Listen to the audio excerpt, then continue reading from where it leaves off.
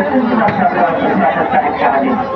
আমি ছাত্রের কারণে আমি 10 বছর একাধিক্রমে কামিলে ছাত্রদেরকে চাইতা এবং তাদেরকে পড়াইতাম কিছুই পড়াইতাম নিজে হওয়ার একটা চাকরি সময় নানাদের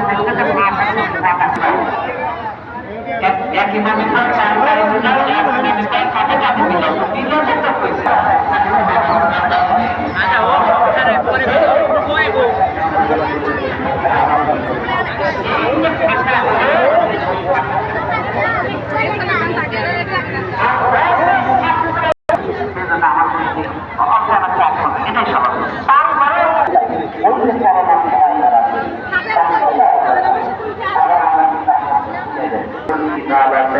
ছাত্রদেরকে বলতে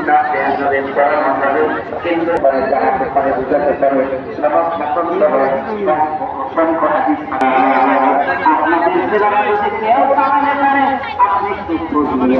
আপনি তো বলতেন বাবা তোরা একটু যাস না কেন হুজুররা বলে সেখানে বসে থাকে বসে থাকে তোরা একটু যাও সেখানে একটু বাচ্চাকে বলি ওরা বলবে কোনো চাকরি করি আমরা ব্যবসা করে করতে করতে পালন করে চলে আবার বাবা চাকরি না করে ব্যবসা না করে তারা বাজারা খান আপনারা তাদেরকে যদি পাঠান তাহলে আপনার আমল নামান দেখা হবে। আর ভারতে দিল্লিতে আগে মাদ্রাসা ছিল না, এখানে কামিল পাস করতে গেলে কলকাতায় যাচ্ছে। কি জন্য যাচ্ছে? কোথায় যাচ্ছে? দামেশ করতে যাচ্ছে। কোথায়? মদিনায় যাচ্ছে। 1000 মাইল দূরে যাচ্ছে।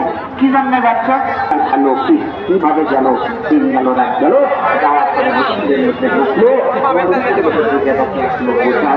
বসে আছে, আপনি রসুলের সাথে একটা হাদিস বলে বর্ণনা করেন,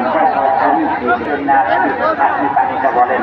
আবু দারদা বলেন আমি তোদের রাসূলুল্লাহ সাল্লাল্লাহু আলাইহি ওয়াসাল্লাম মান সালাকা তারিকান ইয়াসবিহু ইলা সালাকাল্লাহু বিহি তারিকান ইলাল জান্নাহ।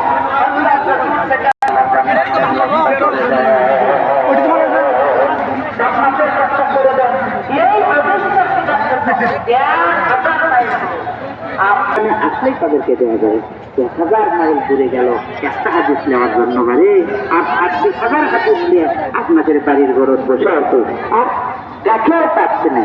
তাহলে আমাদের কপাল কি আসলে পুড়ে যায়নি? কারণ আমাদের কপাল কি পুড়ে যায়নি? আমাদের কপাল পুড়ে গেছে, আমাদের কপাল জ্বলে গেছে, আমাদের কপাল ছাই হবে। এই কপালকে যদি সৌভাগ্যশালী বানাতে চান, এই কপালকে যদি কপালই বানাতে চান, ভাগ্যবান বানাতে চান, তাহলে ফিরে